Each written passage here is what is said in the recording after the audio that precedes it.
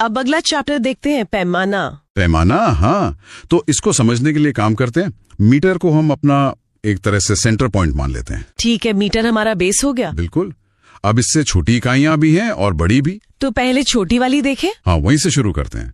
Metre से जो ठीक छोटी इकाई है वो है डेसीमीटर। डेसीमीटर यानी 10 की घात -1। सही।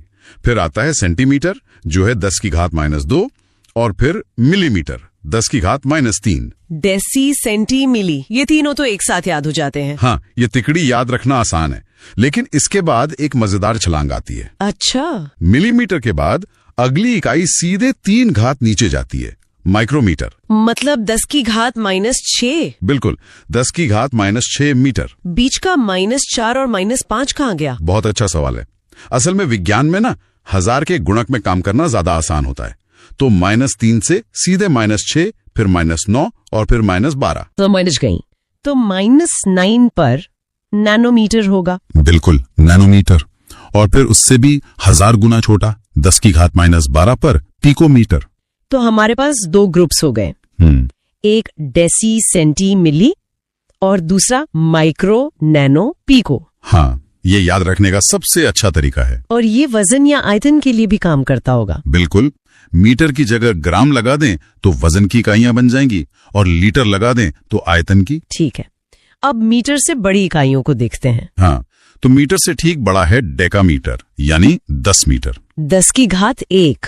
फिर हेक्टोमीटर 10 की घात 2, और फिर हमारा सबसे परिचित किलोमीटर 10 की घात 3। तो यहाँ भी तिकड़ी बन गई, डेका, हेक्टो, किलो। सही। और इसके बाद भी वही 1000 गुना वाली छलांग है। किलोमीटर से 1000 गुना बड़ा मेगामीटर। मेगामीटर 10 की घात 6। फिर गीगामीटर 10 की घात 9, और फिर टेरामीटर 10 की घात 12। मतलब ये भी एक ग्रुप हो गया, मेगा, गीगा, टेरा। बिल्कुल।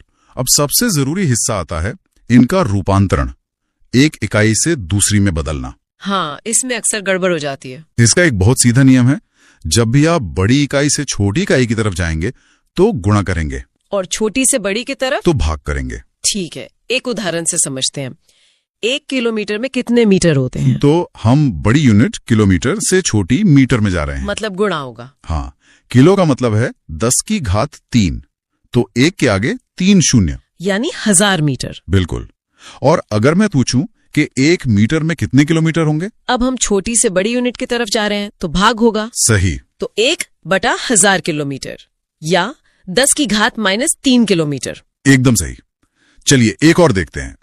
1 हेक्टोमीटर में कितने मिलीमीटर होते हैं? ठीक है, हेक्टोमीटर बड़ी यूनिट है, मिलीमीटर छोटी, तो गुणा होगा।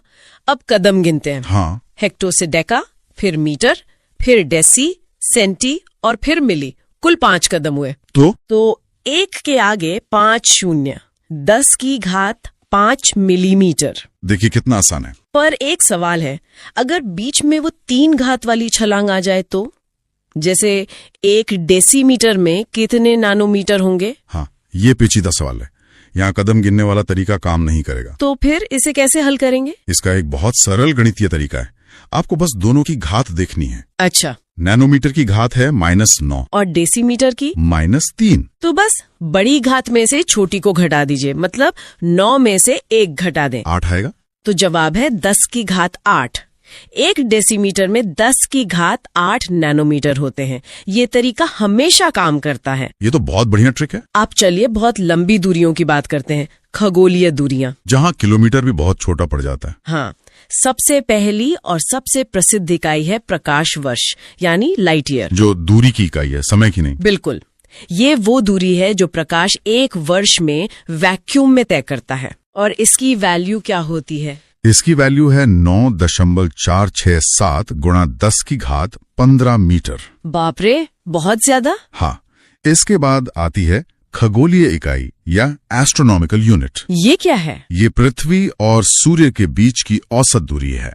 इसका मान है 1.496 गुणा 10 की घात 11 मीटर। अच्छा, तो ये सौर मंडल के अंदर इस्तेमाल होती होगी। बिल्कुल। और दूरी मापने की जो सबसे बड़ी इकाई है वो है पार्सेक। पार्सेक। हाँ, पार्सेक। एक पार्सेक में लगभग 3.26 प्रकाश वर्ष होते हैं। यानी ये प्रकाश वर्ष से भी लगभग 3.25 गुना बड़ी है। सही। इसका मान मीटर में 3.26 गुणा 10 की घात 16 होता है। कमाल है। चलिए अब अंतरिक्ष से वापस जमीन पर आते हैं और कुछ आम इकाइयों को देखते हैं, जैसे कि फीट और इंच। हाँ, 1 फीट में 12 इंच होते हैं, ये तो सबको पता है। और 1 इंच में 2.54 सेंटीमीटर होते हैं।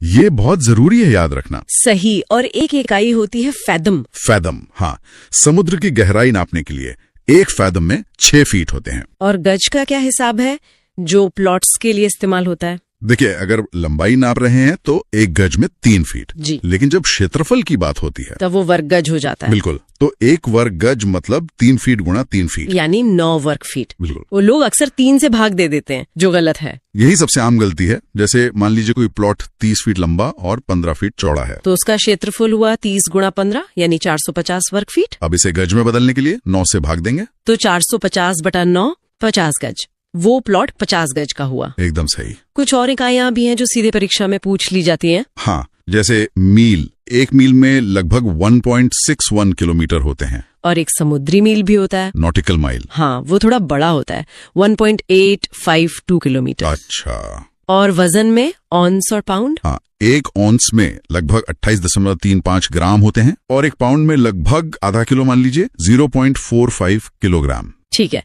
और तरल चीजों के लिए गैलन और बैरल? 1 गैलन में 3.78 लीटर होते हैं और बैरल, जो कच्चे तेल के लिए इस्तेमाल होता है, उसमें 159 लीटर होते हैं।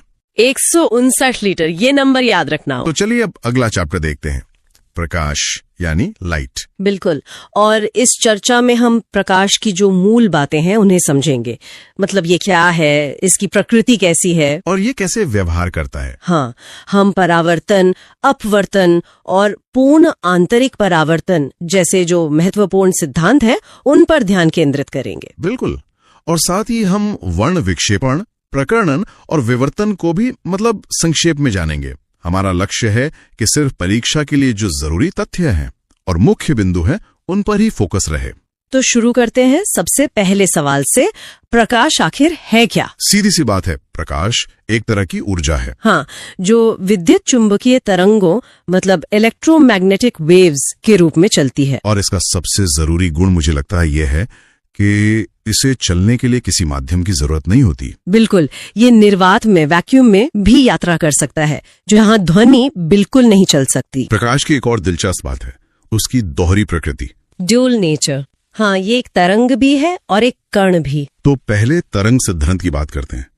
हाइगेंस ने बताया था कि प्रकाश तरंग के रूप में चलता है और ये अनुप्रस्थ तरंगे होती हैं, ट्रांसवर्स वेव्स। इसका क्या मतलब हुआ? मतलब जैसे रस्सी में लहरें बनती है ना, कणों की गति तरंग की दिशा के लंबवत होती है, परपेंडिकुलर। हाँ। अच्छा, और फिर न्यूटन ने कणिका सिद्धांत दिया, पार्टिकल थ्योरी। हाँ, उन्होंने बताया कि प्रकाश छोटे छोटे कणों से बना है जिन्हें कणिकाएं या फोटोन कहते हैं। तो फिर हमें प्रकाश हमेशा सीधी रेखा में चलता हुआ क्यों लगता है? उसका कारण है कि प्रकाश का तरंग दैर्ध्य, वेवलेंथ, बहुत ही छोटा होता है, इतना छोटा कि हमें उसका मुड़ना महसूस ही नहीं होता। सही है। अब जल्दी से देखते हैं कि प्रकाश के आधार पर वस्तुएं कितने प्रकार की होती हैं। हाँ, ये काफी सीधा है।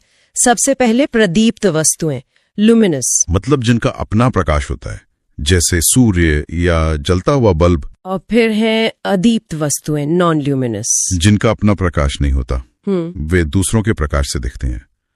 चंद्रमा इसका सबसे अच्छा उदाहरण है ना? बिल्कुल। या कोई मेज, कुर्सी।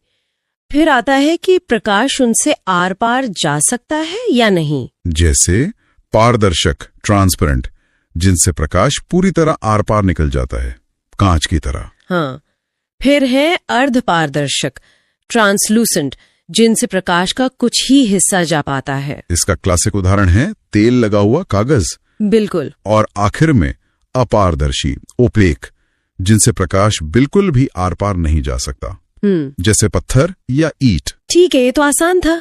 अब आते हैं परावर्तन पर, रिफ्लेक्शन ऑफ लाइट। मतलब जब प्रकाश किसी चिकनी सतह से टकराकर वापस उसी माध्यम में लौट आता है। यहाँ सबसे महत्वपूर्ण नियम क्या है जो याद रखना है? सबसे महत्वपूर्ण नियम, आपतन कोण हमेशा परावर्तन कोण के बराबर होता है। Angle I equals angle R. हाँ, इसे एक उदाहरण से समझते हैं। मान लीजिए कोई प्रकाश किरण अभिलंब मतलब नॉर्मल के साथ 30 डिग्री का कोण बनाते हुए आती है, तो वो 30 डिग्री के कोण पर ही परावर्तित होगी। बिल्कुल सीधी सी बात है। और अगर सवाल ये हो कि आने वाली किरण और जाने वाली किरण के बीच कुल कोण कितना है, तो वो हो जाएगा 30 जमा 30 यानी 60 डिग्री। ये एक बहुत ही सामान्य प्रश्न है जो पूछा जाता है। अच्छा, तो परावर्तन में प्रकाश लौट जाता है, लेकिन अपवर्तन में? अपवर्तन यानी रिफ्रैक्शन में प्रकाश एक माध्यम से दूसरे में प्रवेश करता है और अपनी दिशा बदल लेता है, मतलब मुड़ जाता है। हाँ, और यहाँ एक बहुत ही जरूरी तथ्य है जिसे याद रखना चाहिए। वो क्या? जब प्रकाश माध्यम बदलता है तो उसका वेग वेलोसिटी और तरंग दैर्ध्य वेवलेंथ ये दोनों बदल जाते हैं, लेकिन उसकी आवृत्ति फ्रीक्वेंसी कभी नहीं बदलती। कभी नहीं। आवृत्ति स्रोत पर निर्भर करती है, माध्यम पर नहीं। और अपवर्तन के भी दो मुख्य नियम हैं, है ना? हाँ, बहुत आसान है।